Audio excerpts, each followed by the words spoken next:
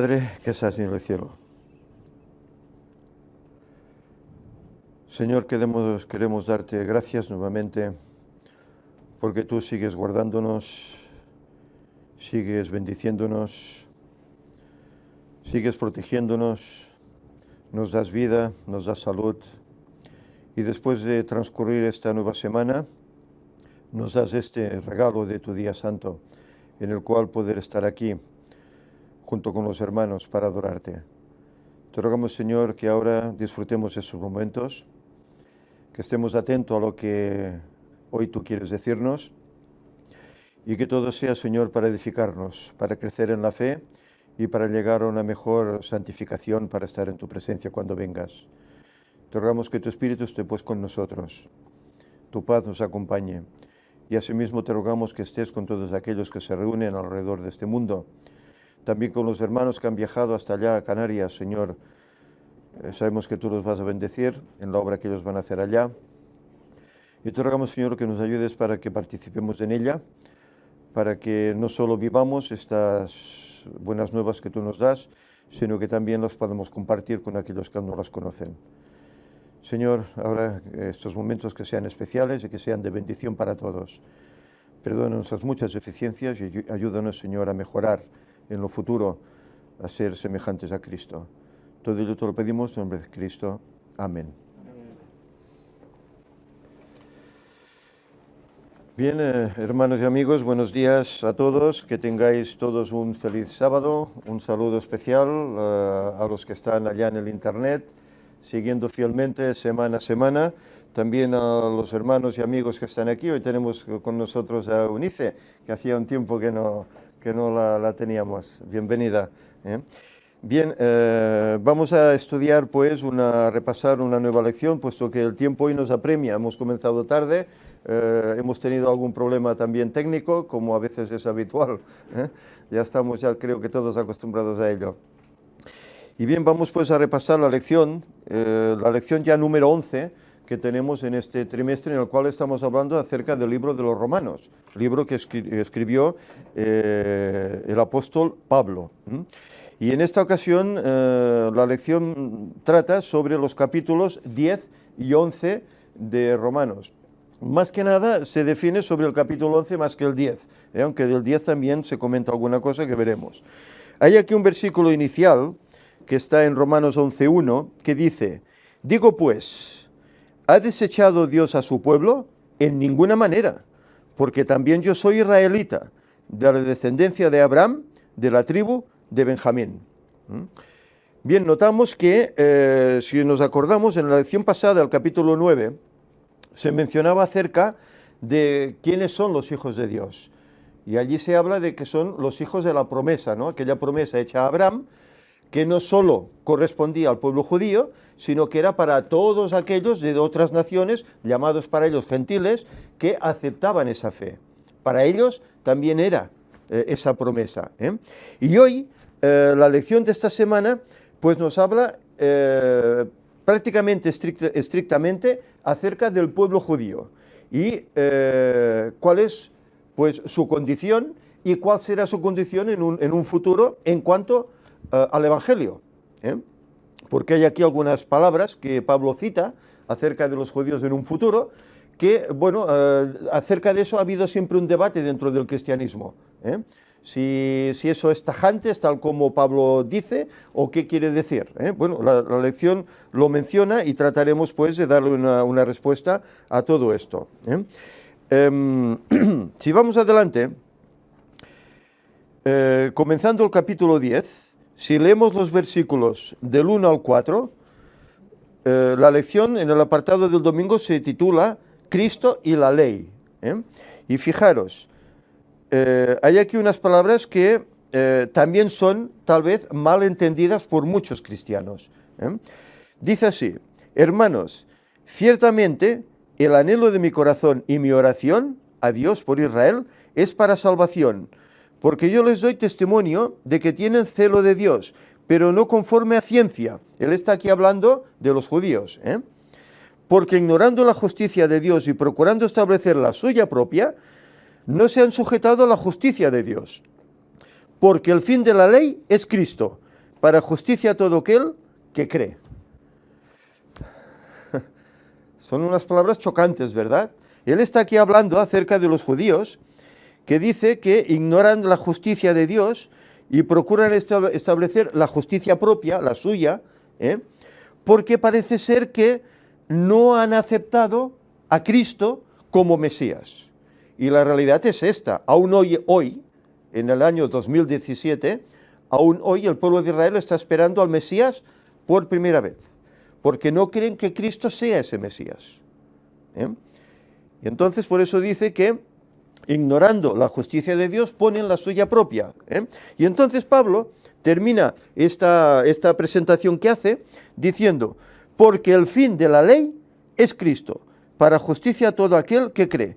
Claro, si extraemos este versículo de todo el contexto en el cual nos encontramos, pues claro, parece que quiera decir que con Cristo pues termina la ley, ¿no? Viene Cristo y ya la ley, claro, la ley para el creyente, ¿qué es? Toda la ley que se encuentra en el Pentateuco, ¿no? La que escribió Moisés, incluso las tablas de piedra, lo incluyen todo, ¿no? Entonces, todo eso señalaba a Cristo. Una vez viene Cristo, eso ya no tiene importancia. El objetivo de eso era Cristo, ¿no? Y entonces lo quitamos, ¿no? Pero, ¿es eso a lo que se refiere? Porque, claro, ese es un problema, pues, que ha suscitado, sobre todo en el mundo evangélico. Hay una palabra en griego que es telos.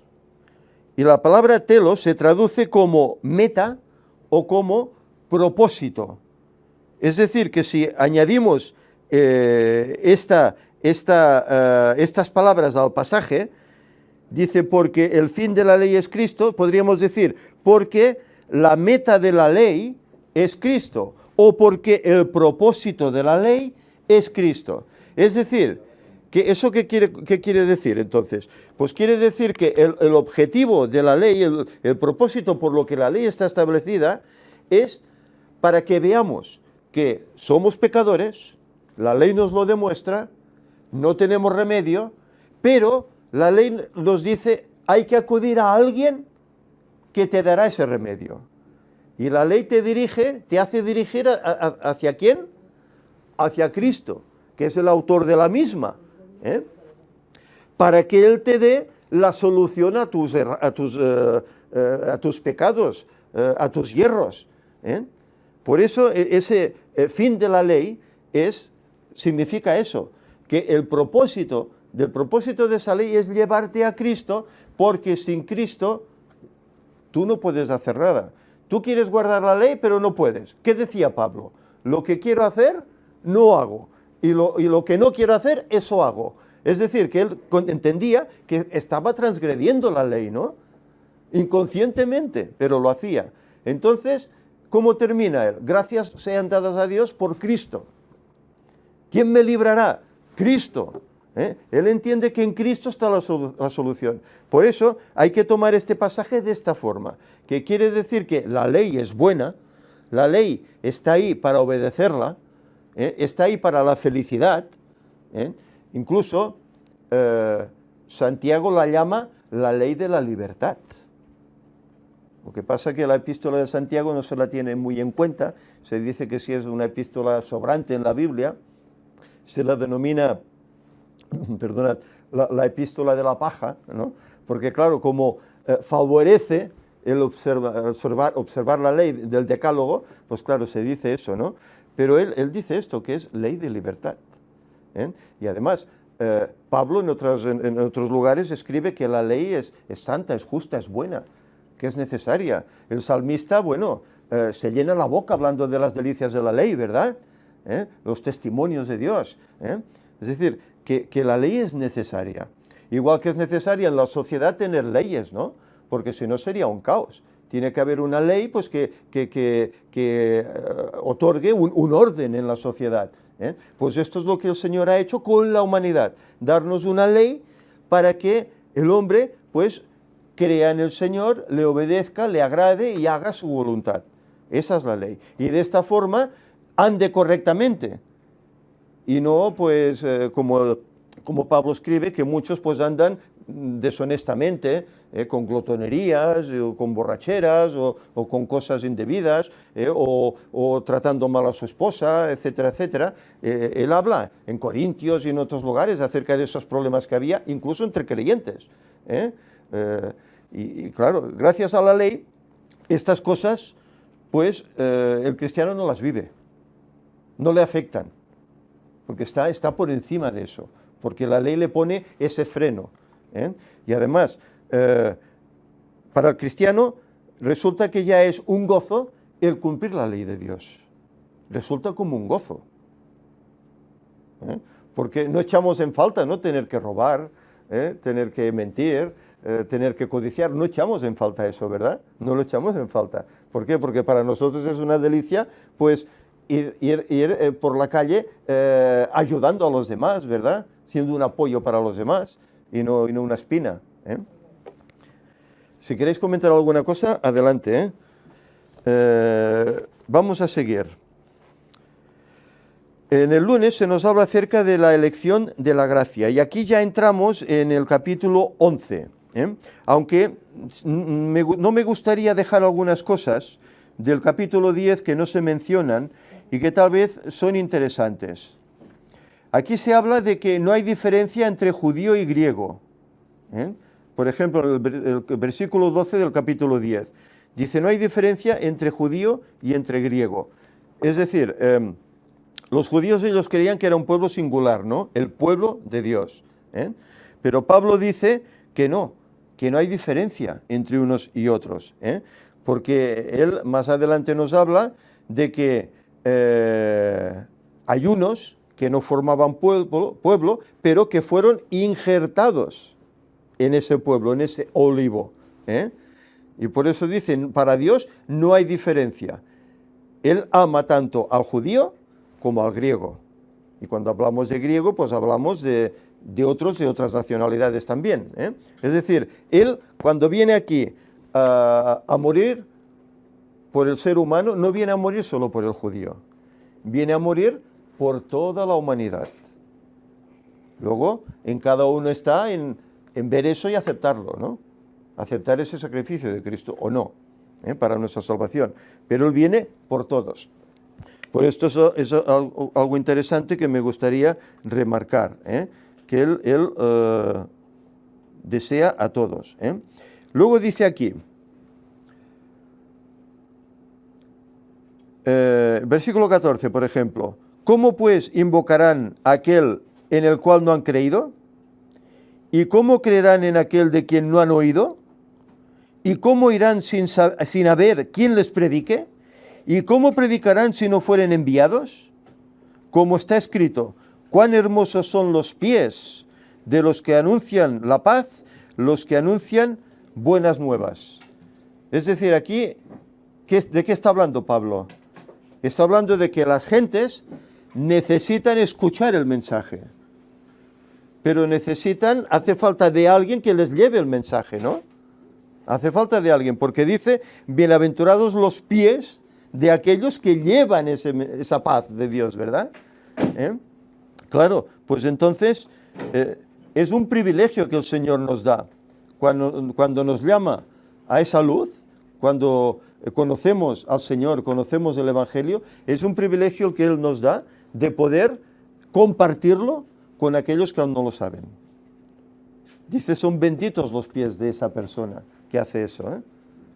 Fijaros, participar en esa obra que los ángeles quisieran hacer, pero que el Señor nos la encomienda a nosotros, para que tengamos amor para con nuestros semejantes. ¿Cuántas veces Jesús no habló acerca de parábolas, verdad? ¿Quién es mi prójimo?, ¿no? Lo decían. Y Él les da a entender: mira, aquel fariseo despreciado por el judaísmo, ese es el prójimo, porque ayudó a aquel que estaba herido en el camino, ¿verdad? Y para nosotros, ¿quién es nuestro prójimo? Pues es aquel que está más cerca, sea judío, sea español, sea catalán, sea ruso, sea peruano, o sea de donde sea. Ese es nuestro prójimo. Y es una bendición que el Señor nos ofrece, el poder compartir con ellos el Evangelio de salvación. Eso es algo, mira, Pablo estaba gozoso de hacer eso. Y como él, todos los discípulos y todos los creyentes, incluso siendo perseguidos, era igual, estaban gozosos de compartir. Y si sufrían por eso, más gozosos aún, porque sabían que estaban haciendo lo correcto, porque sufrían en el nombre de Cristo, por hacer la obra de Cristo, no por hacer su labor personal. Es interesante. ¿Queréis comentar algo? ¿No? Seguimos. Los versículos 1 al 7, en el capítulo 11, dice aquí el subtítulo es el remanente de Israel, es el subtítulo que se pone aquí. Digo pues, ¿ha desechado Dios a su pueblo? En ninguna manera, porque también yo soy israelita de la descendencia de Abraham, de la tribu de Benjamín, que es el versículo que hemos leído inicial, ¿verdad? No ha desechado Dios a su pueblo, al cual desde antes conoció. ¿O no sabéis qué dice de Elías la Escritura?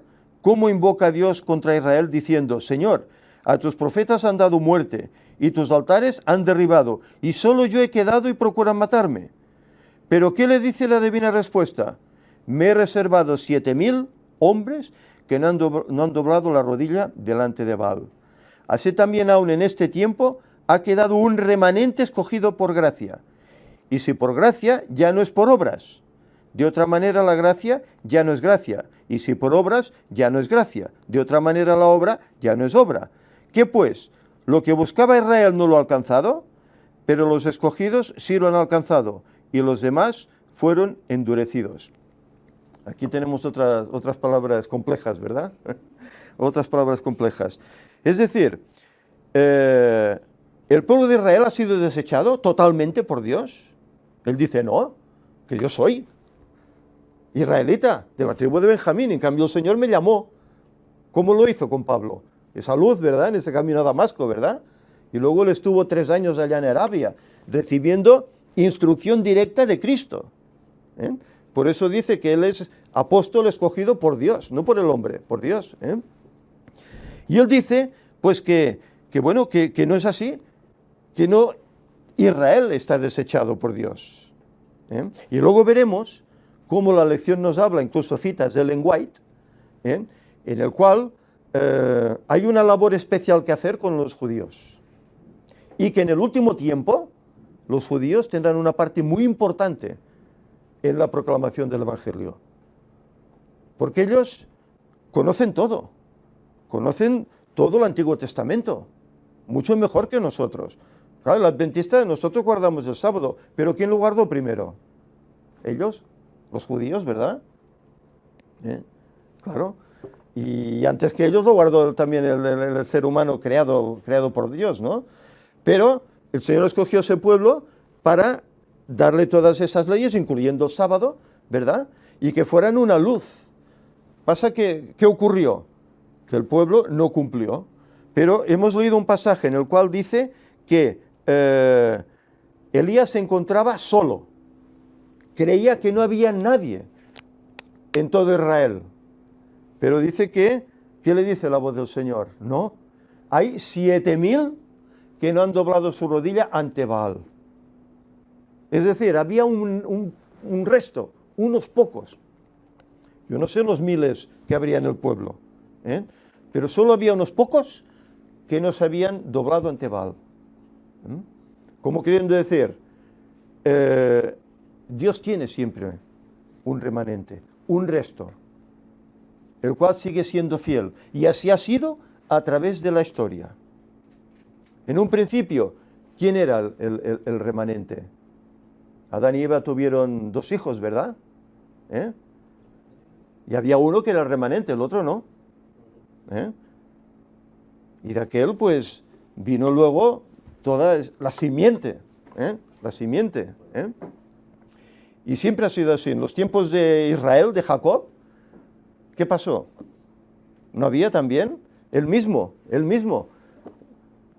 Cuando Isaac y Rebeca tuvieron hijos, a Jacob y a Esaú, ahí también había una división, ¿verdad? Había un remanente, había otro que no lo sería. Y cuando Jacob tuvo los 12 hijos, más la chica, Dina, también había ahí un remanente, ¿verdad? Que de ese remanente iba a venir luego el que sería ese rey de reyes en un futuro, de la tribu de Judá. Y no siendo perfectos, porque Judá, ya vemos, adúltero, etcétera, ¿verdad? Pero fijaros, de ellos viene ese remanente. Siempre Dios, a través de la historia del pueblo de Israel, ha tenido siempre un remanente. ¿Y hoy qué pasa con los judíos? ¿Están todos perdidos porque no aceptan a Cristo? Bueno, aquí Pablo nos está diciendo que parece ser que tienen las puertas abiertas aún, porque ellos tienen todo el conocimiento del Antiguo Testamento, pero solo les falta una cosa, que sus antepasados rechazaron, que era a Cristo. Cuando conozcan a Cristo, en ese pueblo habrá un movimiento tremendo, un resurgimiento tremendo. Y eso es lo que sucederá de aquí a un tiempo. Por eso se dice aquí que la salvación hoy por hoy no es por grupos. Es decir, en la Biblia no se menciona la universalidad de la salvación. Es decir, mira, todo este pueblo va a ser salvo, porque el Señor lo quiere, ¿no? O toda esa nación va a ser salva. No. De todos ellos, que tal vez son paganos, son ingratos y tal, pero alguno hay que escucha y sigue al Señor. Alguno hay. Como ha pasado siempre en todas las circunstancias, en todas partes. No hubo egipcios que se formaron parte del pueblo de Dios y eran egipcios. Y en otros lugares, en Babilonia, en tantos sitios, no hubo. El rey mismo, Nabucodonosor, no se hizo creyente al final y aceptó el Evangelio. La salvación entonces es personal, no es por grupos. No es que yo si pertenezco a este grupo soy salvo. No, la salvación es personal. Cada cual tiene que poner su parte para obtenerla. Y aquí nos habla la lección también. Yo intento ir un poco más ligero por el tiempo. Se nos habla también en el apartado del martes acerca de las ramas naturales. Y aquí, fijémonos, versículos del 11 al 15, dice, digo pues, ¿han tropezado los de Israel para que cayesen? Dice, en ninguna manera, pero por su transgresión vino la salvación a los gentiles, para provocarles a celos. Fijaros, es interesante lo que aquí está diciendo Pablo, Por su transgresión vino la salvación a los gentiles. ¿Por qué? ¿Qué pasó? ¿Qué les pasó a los judíos cuando predicaban el Evangelio en Jerusalén? Fueron perseguidos por los mismos judíos. ¿Y qué tuvieron que hacer? Ir a otras naciones y predicar el Evangelio. ¿Qué pasó con aquellos que lo recibieron? Que muchos se convertían y no eran judíos. Por eso, dice, ellos fueron provocados a celos, porque vieron que aquellos que no eran judíos parece ser que formaban parte del pueblo de Dios, y ellos siéndolo no. ¿Querías comentar algo, Ángel? Bueno, fijémonos cómo, como se dice vulgarmente, se dice que mata a dos pájaros de un tiro, ¿no? Sí. Es muy vulgar, pero es para comprender el tema, ¿no? Como a la vez que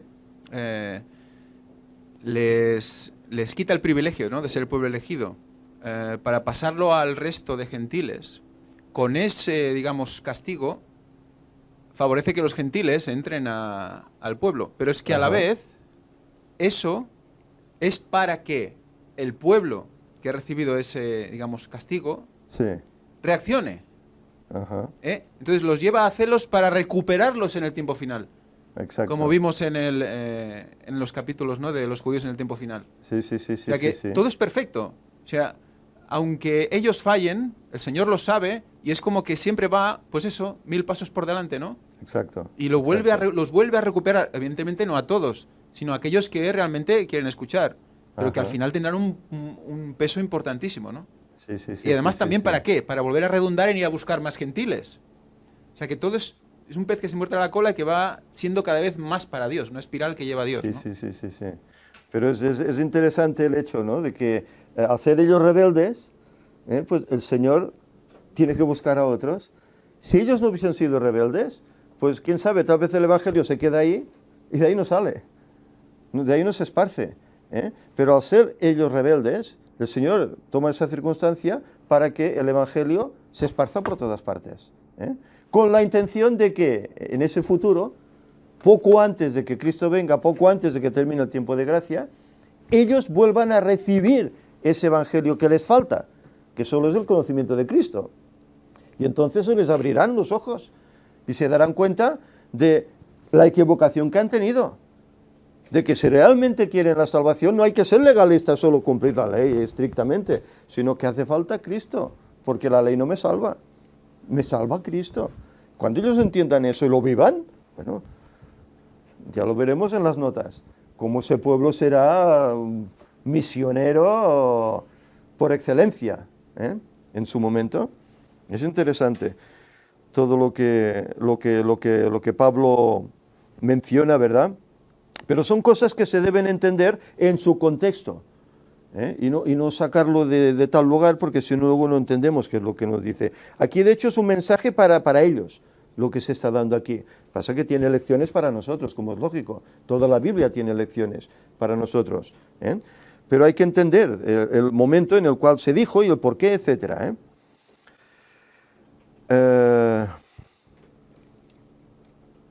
Aquí sigue diciendo, si de alguna manera pueda provocar a celos a los de mi sangre y hacer salvos a algunos de ellos. Hacer salvos a algunos. Él sabe que todos no pueden, porque no todos no aceptarán. ¿Qué nos sucede a nosotros? ¿Con cuántas personas no hablamos? ¿Y todos aceptan? No. Pues a lo mejor hablas con 1000 y de 1000 hay uno.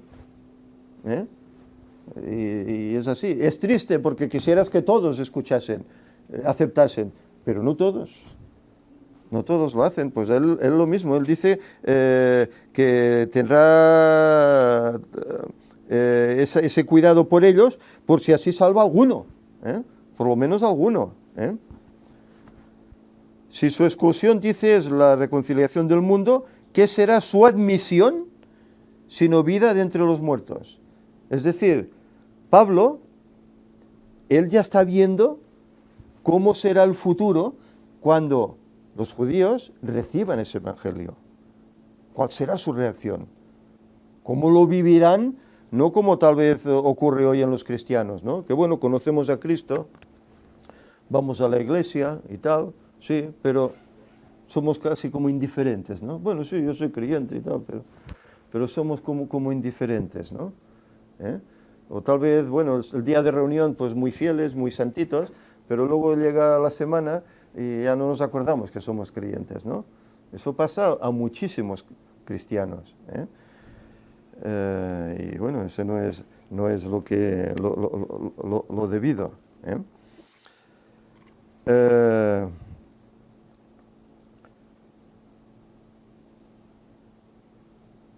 acerca de los judíos también quería comentar.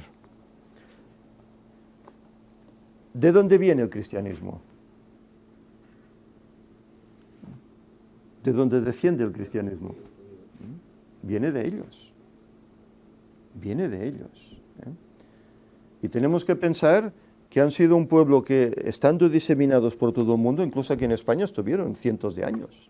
En nuestra ciudad, en Gerona, estuvieron. Hay edificaciones aún en Gerona, en la parte antigua, hecha por los judíos, que estuvieron allí centenares de años. Pero llegó un momento en que la cultura española pues desechó a los judíos y los expulsaron. Y ellos tenían esa salvación que bueno, el cristianismo corrompió. Porque, bueno, hace unos días, fue la semana pasada, ya no me acuerdo, tengo una memoria, estuvimos hablando, ¿no?, acerca del día del Señor, ¿verdad? Cuando vendrá el día del Señor, ¿verdad? Y cómo, pues, hay esos problemas en que la gente, pues, no acepta eso, ¿no? Y desprecia al Señor, ¿verdad? Y ellos sabían estas cosas, ellos lo sabían y lo anunciaban, ¿eh? Pero, ¿qué pasó? Que en España fueron desechados. Fueron desechados por judíos y sobre todo por el sábado. Fueron desechados, ¿eh? Pero de ellos vienen el cristianismo. Sobre todo el cristianismo adventista. Viene de ello, porque nosotros, ¿qué hacemos? Estudiamos sus fiestas, ¿verdad? Sus costumbres, las profecías, estudiamos todo lo relacionado, ¿eh? Y lo vivimos, el sábado, ¿eh? Y lo vivimos. Pues fijaros, sí les debemos, ¿eh? Por eso no hay que menospreciarlos ni rechazarlos, como se ha hecho a través del tiempo, ¿eh? En la Segunda Guerra Mundial, etcétera, ¿eh? Como a ellos se les despreció, se les persiguió y casi se les aniquila, ¿eh? De hecho, cuando el Señor da todas esas leyes en el desierto, con respecto al santuario, en el monte Sinaí y todo eso, es cristianismo. O sea, no es que acabe el judaísmo y empiece el cristianismo, es que el cristianismo empieza ya, entonces, claro. Porque cuando todo lo que estaban haciendo digamos, toda la simbología en recuerdo de un Mesías que había de venir, ya es cristocéntrico. Claro, claro. Por lo tanto, es cristianismo desde el principio. Lo que pasa es que socialmente se ha intentado como separar el judaísmo del cristianismo. Sí, entonces, porque se los ha menospreciado, ¿no? Sí. ¿Por qué? Porque Vaticano se ha ocupado ya directamente de poner el domingo y se ha ocupado de poner una serie de tradiciones y pues contraponer las dos cosas, ¿no? Exacto. Ahora está intentando unirlo todo, pero bueno, rebajando simplemente diferencias y ya está, a nivel puramente de doctrina de cada uno. Pero vemos cómo recuperando todo lo que se hizo entonces, el significado que tenía y bien entendido, no es nada más que cristianismo. Sí. Cuando llega Cristo cumple todos es el antitipo de todo, por lo tanto ya cumple cristianismo y a partir de ahí seguimos, ¿no? O sea que nunca ha habido, digamos, una división. Sí. Lo que pasa es que lo que te comentabas, yo antes quería decir, se me iba un poco, es ese hecho, ¿no? Que al iniciarse ese apogeo de la Iglesia popular, la Iglesia católica, que también nació del judaísmo, aquellos que no aceptaron a Cristo, etcétera, nació de ellos, pues corrompió toda esa doctrina, ¿eh? Incluso cambió puntos, ¿verdad? Que ellos ya no aceptaban esas fiestas, ni los requisitos que ellos tenían, etcétera, su forma de adoración, lo cambió todo, ¿eh? Y por eso pues los vio como enemigos, ¿eh? Por eso fueron perseguidos y expulsados, ¿eh? Pero el origen del cristianismo realmente son ellos, que es lo que decías, ¿verdad? Todas esas fiestas simbolizaban a Cristo, todo eso es cristianismo, ¿verdad? La creación es cristianismo, es que todo lo que está en la Biblia es cristianismo, aunque lo vivían ellos, ¿eh? También lo creemos nosotros, y es así, ¿eh? Y aquí llegamos a un apartado en el miércoles que dice, todo Israel será salvo, ¿eh? Esto es chocante. Versículos del 25 al 27, capítulo 11, dice, porque no quiero, hermanos, que ignoréis este misterio, para que no seáis arrogantes en cuanto a vosotros mismos, que ha acontecido a Israel el endurecimiento en parte, hasta que haya entrado la plenitud de los gentiles. Eso es tremendo, ¿verdad? Y luego todo Israel será salvo, como está escrito, vendrá de Sión el libertador, que apartará de Jacob la impiedad, y este será mi pacto con ellos cuando yo quite sus pecados. Es decir, aquí nos está hablando de que la plenitud de los gentiles tienen que entrar. Tiene que haber un momento en el cual la plenitud de los gentiles será salvo, ¿no? Claro, ¿cómo es eso? ¿Cómo podemos interpretar este pasaje? Claro, cuando cotejamos esto, pues con otras citas que tiene Ellen White, en la cual ella habla de que cuando hubo aquella batalla en el cielo, el diablo y los ángeles que perdieron, ¿qué pasó con ellos? Fueron expulsados, ¿verdad? ¿Y ahí qué ocurrió? se dejaron unas vacantes, ¿no?, que ellos ocupaban. Y el plan que Dios tiene para los seres de este mundo, para el ser humano, es recopilar los salvos suficientes para que llenen esas vacantes que dejaron Satanás y los ángeles caídos.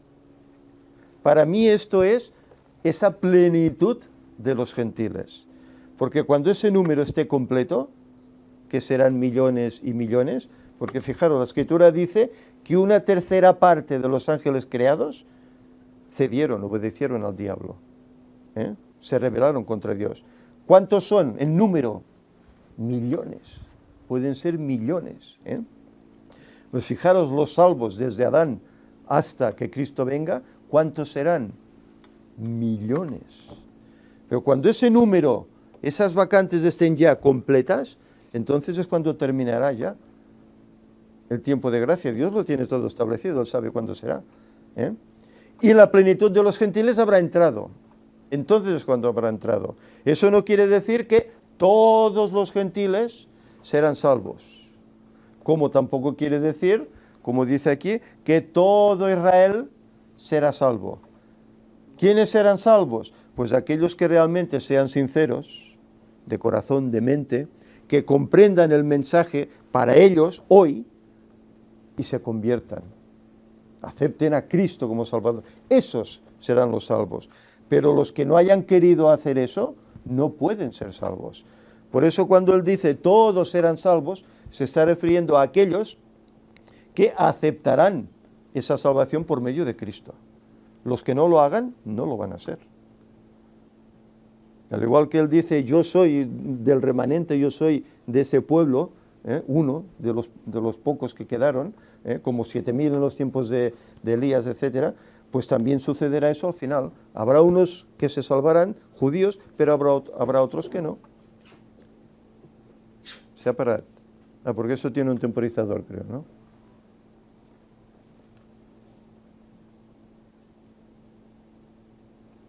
Bien, volvemos, que se nos había acabado la pila.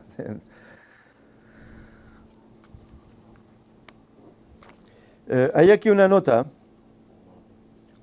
que dice en la parte final del miércoles, dice, al hacer un comentario sobre Romanos 11, Elena de White habla de un tiempo en la proclamación final del Evangelio, cuando muchos judíos recibirán por la fe a Cristo como su Redentor. Y en el Evangelismo, en la página 421, dice, hay una grandiosa obra que ha de hacerse en nuestro mundo. El Señor ha declarado que los gentiles serán reunidos, y no solo los gentiles, sino también los judíos. Hay entre los judíos muchas personas que se convertirán, y por medio de los cuales veremos cómo la salvación de Dios avanzará como una lámpara que arde. Hay judíos en todas partes, y a ellos ha de serles llevada la luz de la verdad presente. Hay entre ellos muchos que vendrán a la luz, y que proclamarán la inmutabilidad de la ley de Dios con maravilloso poder. ¿Os dais cuenta cómo Ellen White habla al respecto? Ella no menciona todos los judíos lo harán. Dice que habrá un buen número de judíos que aceptarán esto y llevarán este evangelio a todas partes. Por eso la salvación es para todos, incluido para ellos. No son un pueblo desechado. La cuestión es que por su rebelión pues han recibido consecuencias. No escribió el Señor en Levítico una serie de bendiciones si eran obedientes. No tendrían enfermedades, ¿verdad? La tierra sería próspera, no precisarían de nada, tendrían abundancia, vivirían felices, serían fieles, pero si no obedecían, pues pasaría todo lo contrario. La tierra se volvería como bronce, no daría su fruto, ellos tendrían enfermedades, serían acosados por el enemigo, etcétera, desparramados por todo el mundo. Es decir, que lo que ellos viven es lo que ellos han estado plantando, sembrando, por así decir, ¿no? Y al final pues han tenido esa cosecha. Pero también nos dice Ellen White que habrá un grupo habrá un grupo que cuando oigan esta verdad presente, reaccionarán y vivirán esa fe como la estamos viviendo ahora nosotros. Los versículos del 28 en adelante, ya para concluir la lección, dice: así que en cuanto al Evangelio, son enemigos por causa de vosotros, pero en cuanto a la elección, son amados por causa de los padres, porque irrevocables son los dones y el llamamiento de Dios. Pues como vosotros también en otro tiempo erais desobedientes a Dios, pero ahora habéis alcanzado misericordia por la desobediencia de ellos, así también estos ahora han sido desobedientes, para que por la misericordia concedida a vosotros, ellos también alcancen misericordia. Porque Dios sujetó a todos en desobediencia, para tener misericordia de todos. Oh profundidad de las riquezas, de la sabiduría y de la ciencia de Dios. Cuán insondables son sus juicios e inescrutables sus caminos.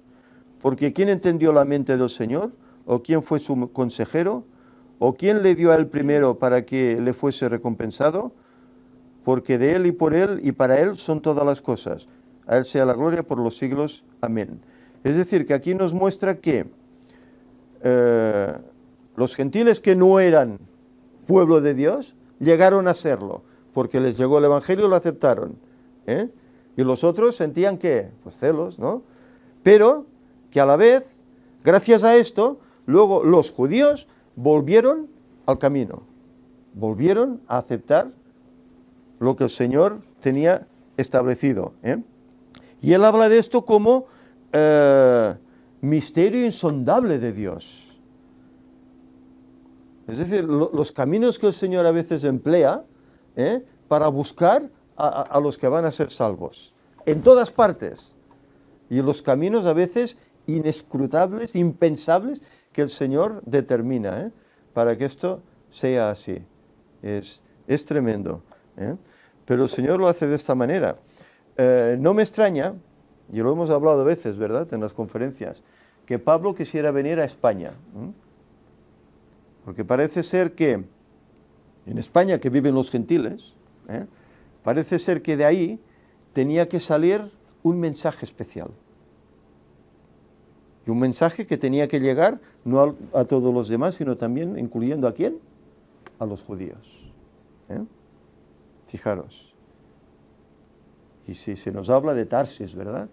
Las naves de Tarsis, que traían esos pavos reales, traían toda esa riqueza, todo ese evangelio, ¿verdad? A todas partes, incluyendo ¿a dónde? ¿Dónde iban esas naves? A Israel, ¿no? A Salomón. Pues fijaros, todo esto es profecía. Todo esto es profecía de algo que iba a suceder desde aquí. Es tremendo, Y es lo que está mencionando, que al nosotros tener este conocimiento, lo esparciremos incluso hasta ellos, y ellos, muchos de ellos, lo abrazarán. Sí.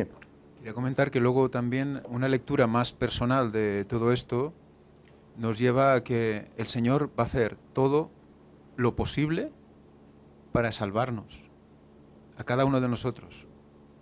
Va a darnos todas las posibilidades, todas las oportunidades necesarias para poder decidir con pleno conocimiento de causa. Y que si Dios no lo quiera, nos perdemos, algunos de nosotros, va a ser porque realmente nosotros hemos decidido perdernos. Sí. Porque cuando ves lo que ha hecho Dios por su pueblo, por el pueblo judío, después de todo lo que ellos vieron y cómo cada vez fueron negándole, solo viendo jueces, ya realmente te pones las manos a la cabeza. Y aún los tiene en su mente, aún se acuerda de ellos. Se acuerda de ellos. ¿Aún? O sea que venía un juez, hacía lo bueno y todos le seguían. Cuando se moría el juez, ya volvían a hacer adoración y así continuamente, ¿no? Sí. Y después de todo lo que vieron en Egipto y bueno y todo, ¿no? Y aún seguían negando. Y aún así tiene un plan para ellos. Entonces, nosotros tendríamos que tener también esa esperanza, ¿no? De que, bueno, recordar también esa misericordia que es también para nosotros, ¿no? Y poder levantarnos cada día con esa esperanza de que podemos hacer las cosas bien, ¿no? En Cristo. Sí. Y gracias sobre todo a su poder, ¿verdad? Porque, claro, por nosotros solos no podemos, es por Cristo que podemos llegar a realizar todas esas proezas, ¿eh? Hay aquí unas notas en el apartado del viernes para finalizar de Ellen White que me gustaría leer porque son muy interesantes acerca de todo esto que hemos citado en la lección. Dice, a pesar del fracaso de Israel como nación, había entre ellos un buen remanente que se salvaría. En el tiempo del advenimiento del Salvador había hombres y mujeres fieles que habían recibido con alegría el mensaje de Juan el Bautista y habían sido inducidos así a estudiar de nuevo las profecías concernientes al Mesías. Cuando se fundó la iglesia cristiana primitiva, estaba compuesta por estos fieles judíos que reconocieron a Jesús de Nazaret como aquel cuyo advenimiento habían anhelado. Es decir, ya en ese momento, la Escritura dice, a los suyos vino y los suyos no le recibieron en general, pero sí que había un grupito que aquellos sí que lo aceptaron. Y ellos fueron los que fundaron, los primeros, en fundar esta iglesia primitiva. Dice más, entre los judíos hay algunos que, como Saulo de Tarso, son poderosos en las Escrituras, fijaros, y estos proclamarán con poder la inmutabilidad de la ley de Dios. Cuando sus siervos trabajen con fe por quienes han sido mucho tiempo descuidados y despreciados, su salvación se revelará. Es decir, cuando se trabaje para ellos, muchos de estos que son como Pablo, potentes en las Escrituras, firmes en ella, reaccionarán, se darán cuenta. El Espíritu tocará sus corazones, pero tienen que ser sinceros, que si son de estos legalistas, no podrá suceder eso. Y la última nota nos dice que en la proclamación final del Evangelio, cuando una obra especial deberá hacerse en favor de las clases descuidadas hasta entonces, Dios espera que sus mensajeros manifiesten particular interés en el pueblo judío, que se halla en todas partes de la tierra. Cuando las escrituras del Antiguo Testamento se combinen con las del Nuevo para explicar el eterno propósito de Jehová, eso será para muchos judíos como la aurora de una nueva creación. Se les abrirá un mundo nuevo, La resurrección del alma. Cuando vean al Cristo de la dispensación evangélica pintado en las páginas de las Escrituras del Antiguo Testamento y perciban cuán claramente el Nuevo Testamento explica al Antiguo, sus facultades adormecidas se despertarán y reconocerán a Cristo como el Salvador del mundo. Muchos recibirán por la fe a Cristo como su Redentor. Pero ¿dónde sitúa esta escena ella? Al fin de todo, Al fin de todo. Yo diría poco antes del fuerte pregón, porque en ese fuerte pregón también van a participar seguramente ellos. Por lo tanto, fijémonos, hay que cotejar los pasajes de la Biblia, mirar el contexto, mirar qué es lo que está citando. Que cuando leemos el fin de la ley es Cristo, ya no hay ley, ¿no? Todos los judíos serán salvos. Bueno, al final, por malos que sean, todos se salvarán. No quiere decir eso, hay que cotejar y estudiar qué es lo que el Señor quiere decir con todo esto. Y ya vemos que al final habrá un remanente entre ellos. Y ese remanente será el que abrazará el Evangelio y serán salvos. No sé si queréis comentar algo más, si no, pues terminamos aquí la escuela sabática. ¿Os parece? Nos ponemos en pie y hacemos una oración.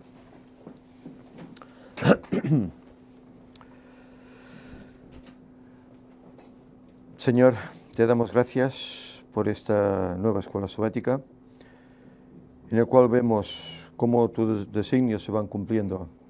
Tú lo dejaste todo escrito en tu palabra, todo lo que acontece en este mundo. Y a pesar de que a veces nos parezca que las cosas no son como queríamos que fuesen, pero tú, Señor, todo lo rediriges, porque tú sabes las cosas. Y también nos has dicho que ese pueblo que fue tan rebelde a tus mandatos, como al final, cuando surja esa predicación, a la cual ellos también van a escuchar, como entre ellos habrá muchos que lo van a aceptar. Te ruego, Señor, que tú nos ayudes para que nosotros, si es tu voluntad, podamos ser parte de esos que lleven también ese evangelio a los judíos. Y también lo hagamos a todos los demás con los cuales nos relacionamos. Señor, que seamos realmente cristianos, que no seamos rebeldes como lo fueron ellos en su momento. Te seamos fieles y procuremos, Señor, andar como es dignos de nuestra vocación, viviendo esa fe y preparándonos para ese momento en el cual vendrás a buscarnos. Que tu paz, tu bendición quede con nosotros. Perdónanos, Señor, nuestras muchas deficiencias y ayúdanos pues a progresar y a ser muy parecidos o semejantes a Cristo. En nombre de Jesús te lo pedimos todo. Amén. Bien, que tengáis pues un feliz sábado y una feliz semana.